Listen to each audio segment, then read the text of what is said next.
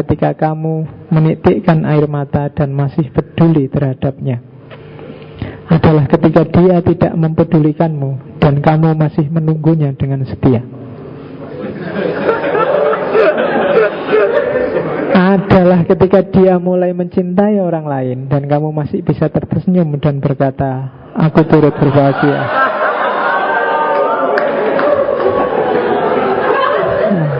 Iya. Ya wis. Sabot apa wis. Nah, bagi yang tidak punya pacar bisa pakai puisi ini. Pokoknya bagi yang habis nembak ditolak itu tidak apa-apa lah. Cinta yang sebenarnya. Ya wis. Wis. Terus ini termasuk yang ketulusan. Mungkin akan tiba saatnya di mana kamu harus berhenti mencintai seseorang. Bukan karena orang itu berhenti mencintai kita, melainkan karena kita sadar bahwa orang itu akan lebih bahagia apabila kita melepaskannya. Iya. Ya wes, pokoknya puisine jomblo-jomblo sing ora payu itu. Ya seneng ya guys. Pokoknya yang tidak punya pacar seneng pokoknya. Sah itu pokoknya. Oke. Ini ya lebih anu lagi. Cinta hanya mengajarkan aku untuk melindungimu, bahkan dari diriku. Adalah cinta yang bebas dari api. Api maksudnya dari nafsu, yang menahanku dari mengikutimu pergi ke tempat yang jauh. Cinta membunuh hasratku sehingga engkau bisa hidup dengan bebas dan benar. Cinta yang terbatas mencari kepemilikan dari orang yang dicintai. Namun cinta yang tak terbatas hanya mencari dirinya sendiri. Jomblo.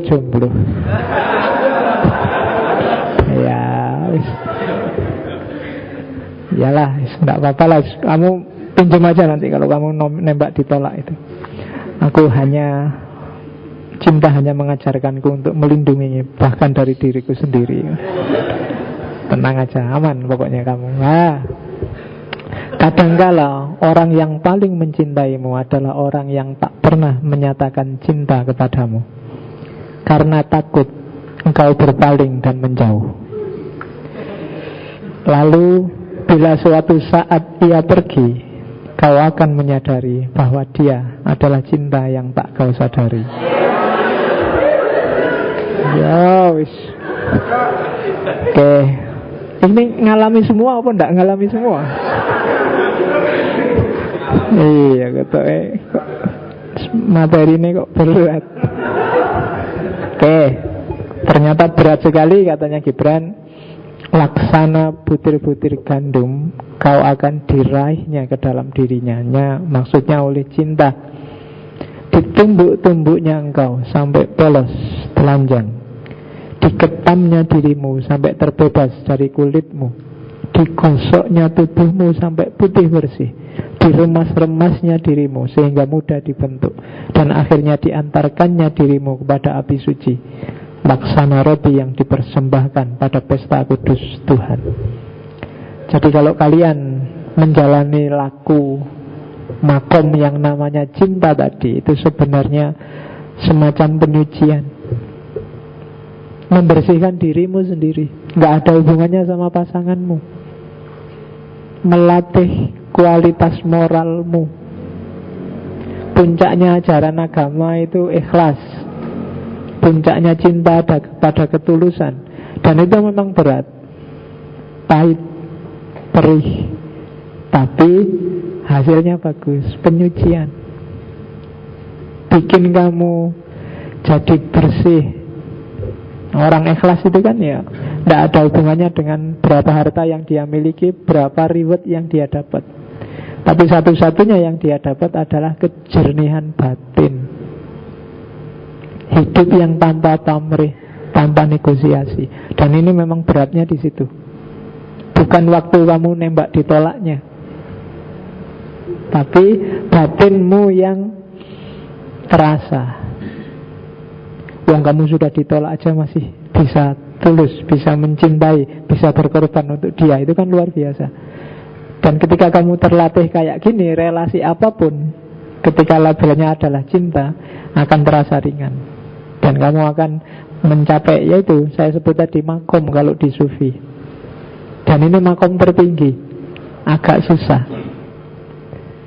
Jadi seolah-olah kamu yang bertahan, seolah-olah kamu yang dikorbankan dalam cinta, tapi korban adalah penyucian. Tidak ada yang pernah menerjemahkan korban itu sebuah kekalahan. Tapi dirimu sendiri, kayak tadi, kayak tanah yang berubah jadi keramik.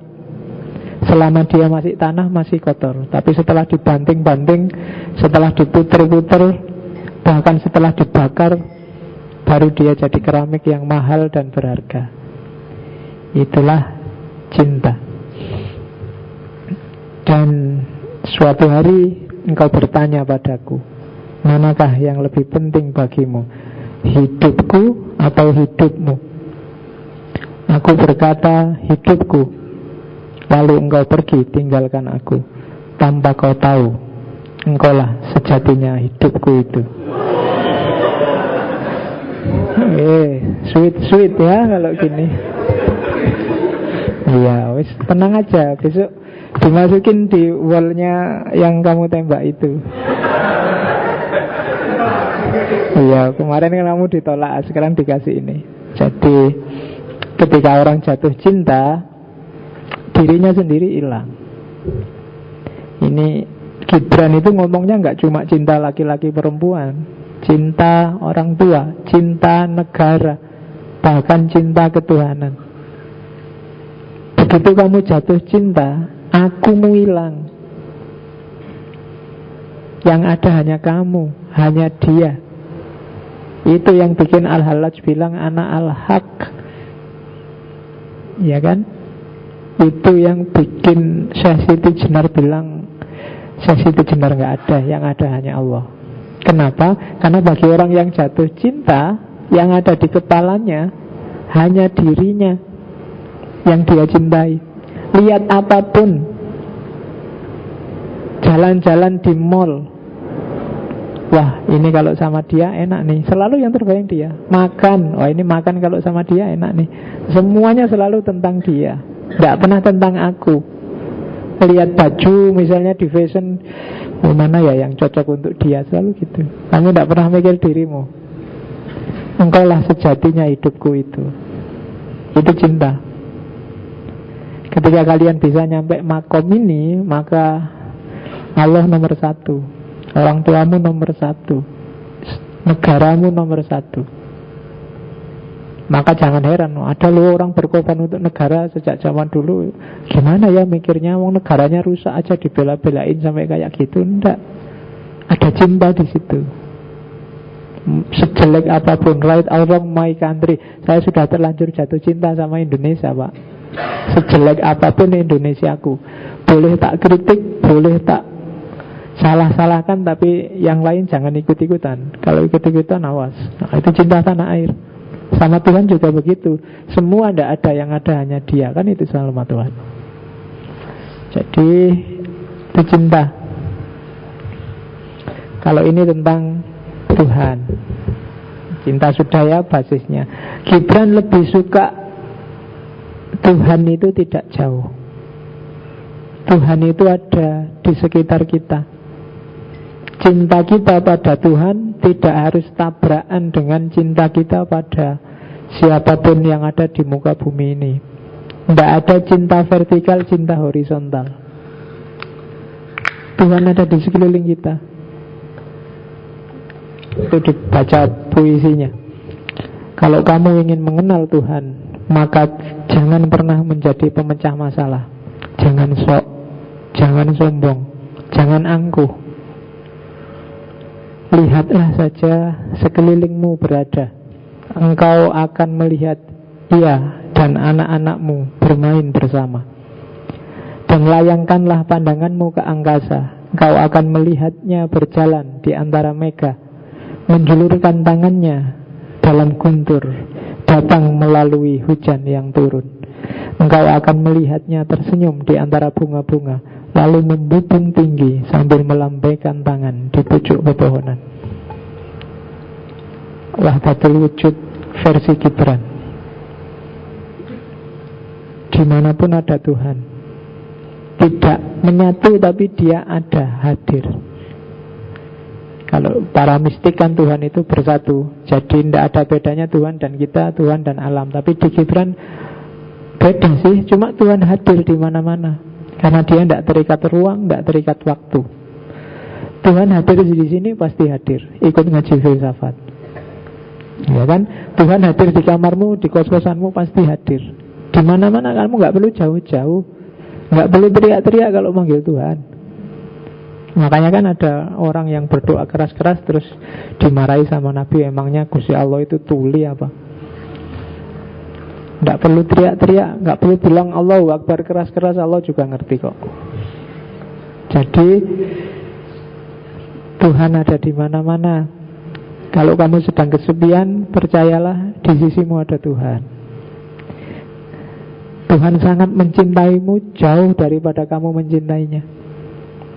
Dan cintanya Tuhan pasti tulus. Mau pamrih apa Tuhan sama kamu? Dia tidak butuh apa-apa sama sekali padamu, dan kamu sangat butuh padanya. Itu pun kamu mencintai dia nggak terlalu tulus. Kamu selalu pamrih. Kalau nggak percaya, coba dilihat. Kalau berdoa kamu minta apa? Begitu kamu sholat tahajud, ya Allah, ini tidur malam-malam saya bela-belain tahajud, semoga, kan selalu kita mesti minta. Kamu minta kompensasi. Kompensasi itu menunjukkan tidak tulus. Tapi ya Gusti Allah karena dia sangat cinta padamu dan tulus, tidak apa-apa kamu nggak tulus diterima juga. Nah, jadi kalau kamu mendekat selangkah, katanya para sufi, dia mendekat 100 langkah. Cuma selama ini kamu jarang mendekat. Jadi Allahnya bingung lah, ini aku mendekat berapa ini? Kamu nggak mendekat sih. Tapi itu pun Allah juga nanti mendekatimu, jangan khawatir, karena dia sangat cinta padamu. Dia tidak cuma Rahman, tapi juga Rahim, cinta yang sangat dalam. Dan pasti tulus. Dan jangan khawatir, kamu jangan kebingungan kalau ada apa-apa Tuhan di mana. Ini asap pekat sekali, Tuhan di mana? Ini Indonesia kacau sekali, Tuhan di mana? Dia selalu ada kok. Emangnya selama ini kamu pernah tanya padanya? Kok begitu kejadian baru tanya? Kamu sama pacarmu sampai hamil baru, wah gimana Tuhan ini kok dikasih hamil? Lah kamu coba dulu sebelum masuk kamar hotel, kamu temui dulu Tuhan. Sudah kejadian baru tanya Tuhan. Sebelum bakar hutan pernah tanya Tuhan nggak? Lah kok Tuhan sekarang disuruh tanggung jawab? Kamu jarang menemui dia. Dia sudah nunggu-nunggu itu. Waktu kamu mau bakar hutan, Tuhan, konsultasi saya enggak. Ayo kamu tetap bakar sih. Ya resikonya ada. Sekarang baru kamu ribut, sholat istisqa, nangis-nangis, minta jangan asap. Lah kemarin sudah diingetin, tiap hari bilang ihdinas siratal mustaqim, sudah dikasih tahu sirotnya, ya minta lagi. Ya Tuhan, beri saya jalan yang lurus. Ya ini loh jalan lurusnya. Ini kamu cuek. Terus minta lagi, beri saya jalan yang lurus Tuhan. Ya ini jalan lurusnya. Terus sehari 5 kali gitu loh. Kalau Allah bosenan itu kamu diduduk sudah. Ya kan? Tiap hari minta dikasih. Kan banyak ayat-ayatnya di sekelilingmu, tapi kamu cuek sih. Sudah cuek, minta lagi. Oke, jadi katanya Gibran, Tuhan ada di sekelilingmu. Gak usah kamu cari ke puncak gunung, gak usah kamu cari dengan uzlah ke hutan-hutan. Dia ada di sekelilingmu. Ngomong sekarang ini ya pasti Tuhan dengarkan, pasti Tuhan ngerti juga. Jadi Tuhan ada di keramaian. Kenapa para sufi uzlah? Bukan karena nyari Tuhan, dia uzlah itu melatih dirinya biar rindu pada Tuhan, biar jatuh cinta sama Tuhan. Kan itu aja. Oke. Terus kalau tentang alam kita ambil pokok-pokoknya ya. Pergilah engkau ke ladang kebunmu, maka engkau akan tahu bagi lebah menghisap madu adalah kesenangan, sementara bagi bunga memberikan madu adalah kebahagiaan. Untuk lebah, bunga merupakan sumber kehidupan. Untuk bunga, lebah merupakan duta kasih sayang.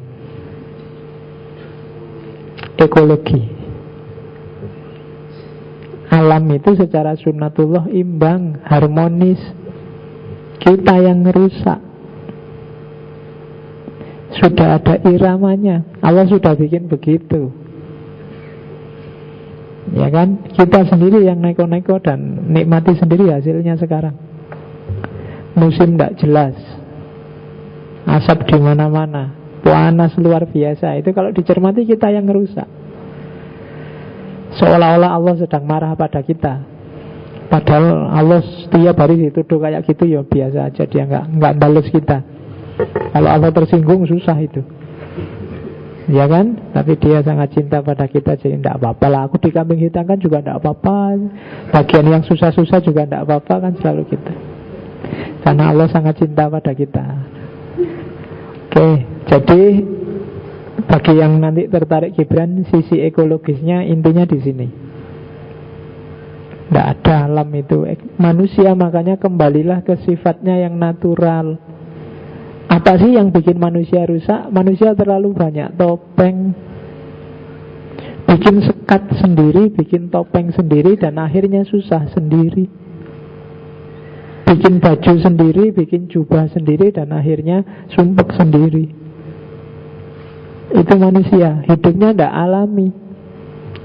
Suara nuraninya ditutupi terus dengan ADART organisasinya. Kan selalu begitu. Yo, konsisten Pak, saya kan aliran ini Pak, harus begini Pak, gitu kan. Cocok tidak cocok sama nuraninya, lama-lama hati nuranimu gelap. Kalau katanya Ghazali kan, salah sekali kamu biarkan ada 1 titik, 2 kali 2 titik, 100 kali salah 100 titik, dan lama-lama gelap. Semakin lama tidak kamu bersihkan, semakin susah membersihkannya. Persis kayak kacamu. Dan ketika hatimu gelap, jangan dikira yang gelap cuma dirimu loh. Orang lain juga akan terlihat gelap. Itu kayak cerita, ada orang yang pindah ke rumah baru. Sore-sore dia lihat dari jendelanya, loh, tetanggaku di sini kalau nyuci kok tidak bersih semua ya, kotor semua ya. Begitu dia, iya ya, kayak sini kok airnya kotor. Tapi setelah lama-lama dia sadar ternyata bukan tetangganya yang nyucinya nggak bersih, jendelanya, jendela kacanya yang nggak bersih. Jadi dia melihat cucian tetangganya yang kotor. Kalau hatimu gelap, tidak cuma dirimu yang gelap, tapi orang lain akan tampak gelap bagimu. Akan kelihatan jadi orang sesat semua, orang rusak semua. Padahal yang rusak dirimu. Nah, kenapa kamu tidak natural? Suara nuranimu kamu hentikan sendiri, kamu kotori sendiri. Jadi irama alam. Kalau ini hubungan sosial. Dikatanya Gibran, engkau saudaraku, siapapun kamu, karena kita berasal dari satu jiwa yang suci dan sempurna. Kalau bahasanya Al-Quran kan, wa nafakha fihi min ruhi. Semua manusia ditiupkan ruhnya Allah ke dalam dirinya. Apakah itu nanti manusia Amerika, apa manusia Jerman, apa manusia Syiah, apa manusia Ahmadiyah, itu juga wa nafakha fihi min ruhi. Karena kita berasal dari satu jiwa. Engkau sederajat denganku karena kita abadi bersama. Siapapun orangnya yang menganggap orang lain tidak sederajat, berarti dia punya pikiran ada tinggi ada rendah. Karena dia memposisikan dirinya lebih tinggi dengan orang lain sebagai yang lebih rendah. Menganggap orang lain sesat itu berpikir hierarkis, menganggap orang lain salah dan dia sendiri yang benar. Itu berarti memposisikan dirinya di atas, yang lain di bawah. Begitu orang punya pikiran atas bawah, ada superior inferior, di situ ada benih kemusyrikan. Karena yang boleh atas bawah itu hanya khalik dan makhluk. Begitu dia makhluk, levelnya sama. Tidak boleh orang merendahkan yang lain atau merelakan dirinya direndah-rendahkan. Karena begitu itu terjadi, ada hierarki. Begitu ada hierarki, ada atas bawah. Ada yang mendominasi, ada yang didominasi. Begitu gejala sosial ini terjadi, maka struktur masyarakatnya adalah struktur masyarakat yang mendoakan Allah. Ada yang punya kuasa kayak Allah. Ada yang di atas, ada yang di bawah. Makhluk apapun itu dia sejajar. Hanya beda fungsi, itu aja. Itu maunya Gibran. Jadi kita abadi bersama dari tubuh yang diciptakan dari tanah yang sama. Karena itu semua manusia aku cintai. Ditegaskan lagi, iya, mereka sangat aku cintai. Engkau saudaraku dan aku mencintaimu.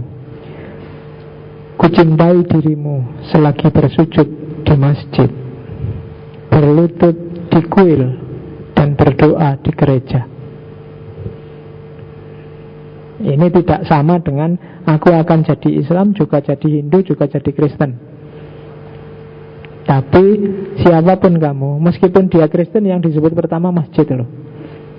Kucintai dirimu waktu engkau sujud di masjid, berlutut di kuil, dan berdoa di gereja. Oke, itu manusia. Manusia di mataku ada 3. Yang pertama, orang yang mengutuki kehidupan, selalu mengeluh, selalu protes, selalu komplain. Yang kedua, orang yang memberkatinya, orang yang memberi banyak manfaat dalam kehidupan. Yang ketiga, dan orang yang merenunginya, berpikir, merumuskan ideal-ideal untuk hidup. Orang pertama, kucintai karena penderitaannya. Kasihan loh orang yang selalu mengeluh, selalu protes, selalu komplain, selalu demo. Pasti dia menderita sekali, susah sekali hidupnya. Dan kucintai dia karena itu. Jadi yang pertama kucintai karena penderitaannya. Yang kedua kucintai karena kedermawanannya, dia memberi banyak manfaat. Dan yang ketiga kucintai karena kebajikannya, dialah sumber kebijaksanaan. Orang yang mau mikir, ilmuwan, ulama. Nah, silahkan kalian entah kategori manusia yang mana, tapi jangan khawatir, semuanya dicintai oleh Khalil Gibran. Termasuk kalian yang suka mengutuki kehidupan.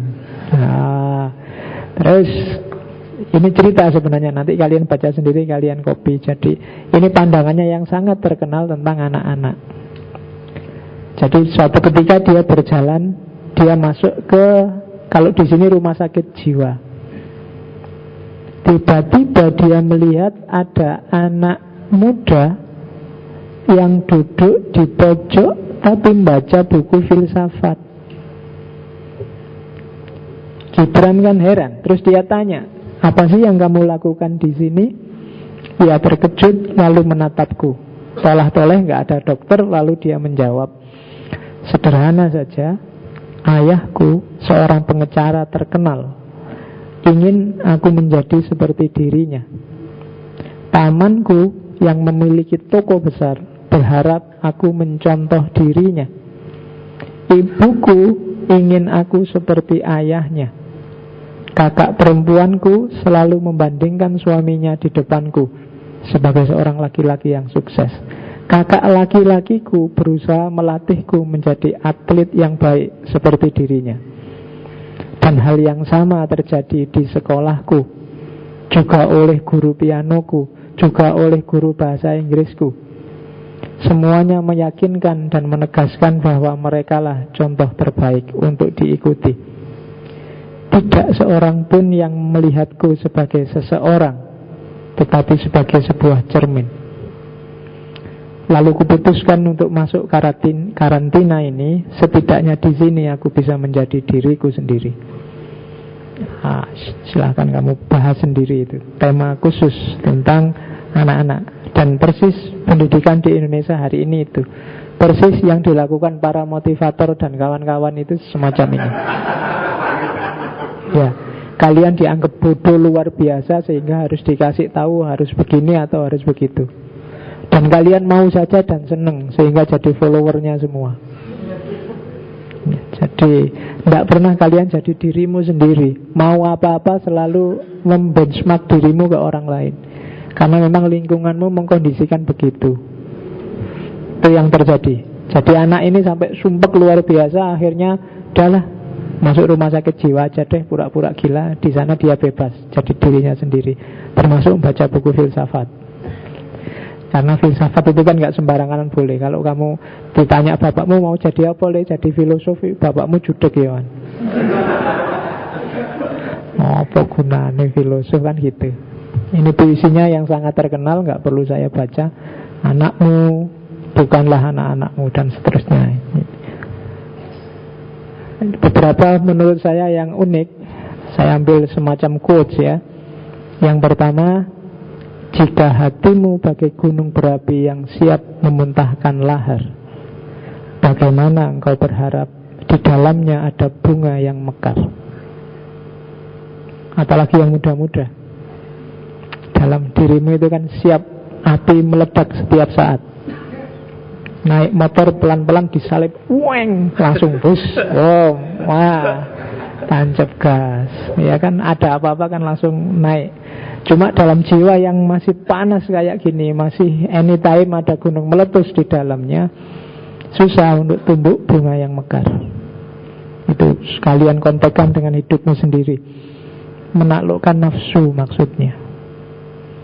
Karena ketika nafsu tidak ditaklukkan, bunga-bunga tidak akan bisa tumbuh.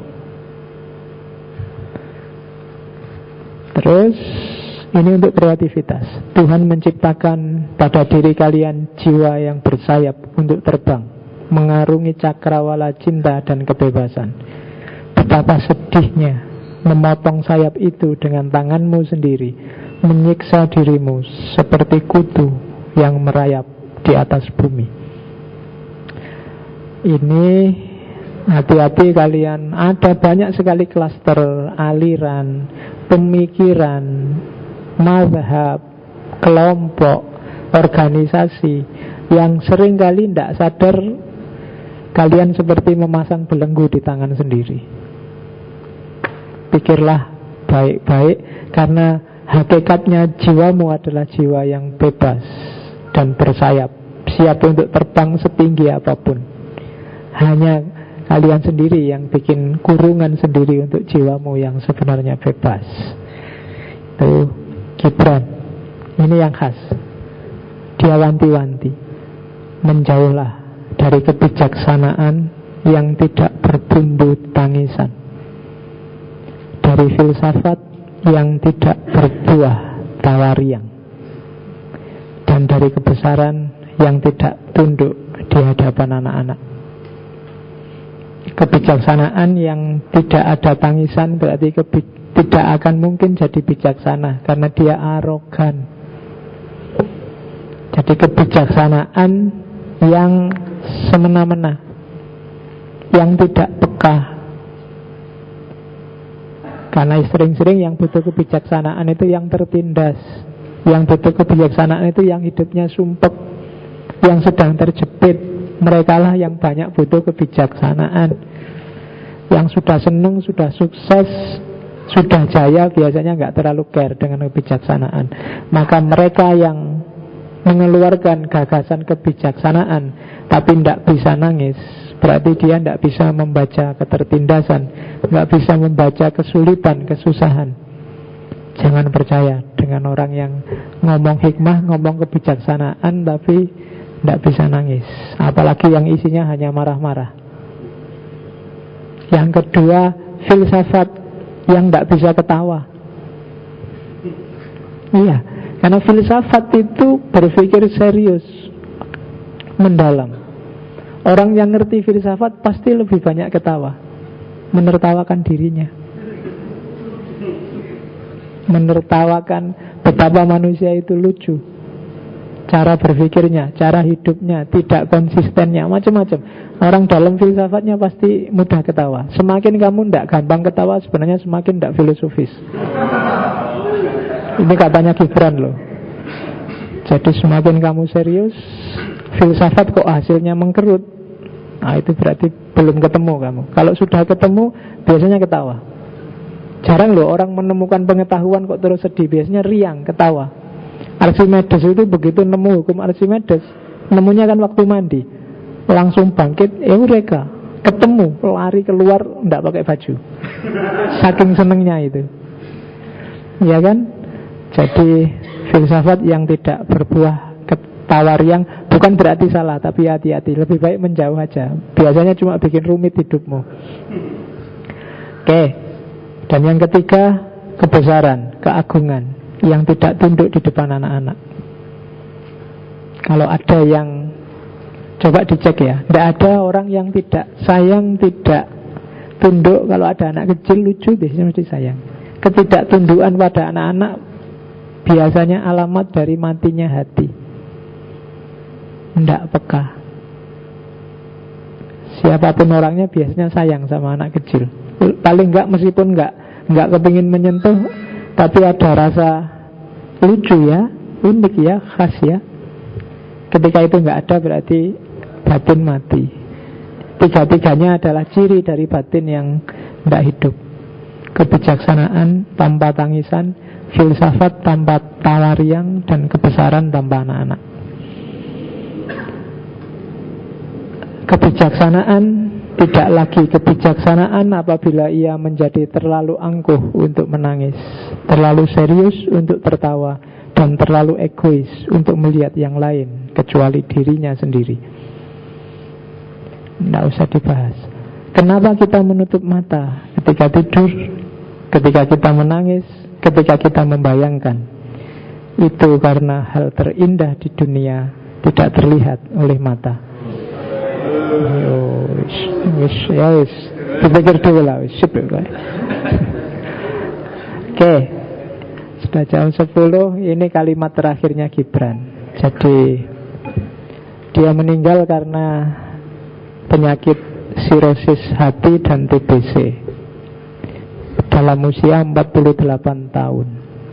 Nanti yang mewarisi perpustakaan kecilnya itu yang Josephine pribadi. Dan ketika dia beres-beres, ada catatan terakhirnya Gibran, di dalam hatiku masih ada sedikit keinginan untuk membantu dunia timur, karena ia telah banyak sekali membantuku.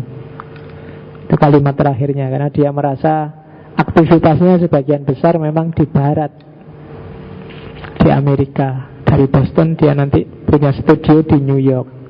Dan dia merasa banyak hutang sama Libanon, sama dunia timur, India, Cina. Dan dia merasa tidak terlalu banyak memberi kontribusi. Meskipun pikiran-pikirannya juga hari ini banyak sekali dimanfaatkan oleh orang-orang dari dunia timur. Tapi dia merasa masih kurang. Maka itu dia bilang, dalam hatiku masih ada sedikit keinginan untuk membantu dunia timur, karena ia telah banyak sekali membantuku. Oke, itu Gibran. Saya agak susah mempresentasikannya karena harus loncat-loncat. Materinya sangat banyak dan panjang.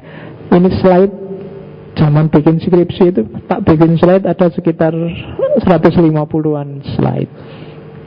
Cuma saya harus motong-motong, milih-milih yang kamu bisa nangkep. Itu pun kamu kan, berat-berat mesti gitu kan. Tapi ya wis ora apa-apa itu. Ada banyak yang bisa diambil dari Gibran. Pikiran-pikirannya luar biasa. Bagi yang tertarik Gibran, saran saya paling tidak bacalah Sang Nabi. Itu masterpiece-nya. Syukur-syukur yang lain. Dan sekarang hampir semua bisa di-download gratis. Ya, carilah beliau yang namanya Khalil Gibran. Oke, minggu depan kita ketemu idolanya Khalil Gibran, Rabindranath Tagore. Ada apa dengan orang ini? Jangan salah, karyanya, bahkan komposisi lagunya dijadikan lagu kebangsaan dua negara. Pengaruhnya besar dan luar biasa, khususnya di Kepulauan Hindia, termasuk Bangladesh, Bengali, India dan sekitarnya. Kita ketemu minggu depan dengan Tagore. Oke, saya kira itu. Semoga ada manfaatnya. Wallahul muwafiq, wallahu a'lam bissawab, wal afu minkum. Wassalamualaikum warahmatullahi wabarakatuh. Ya, mari.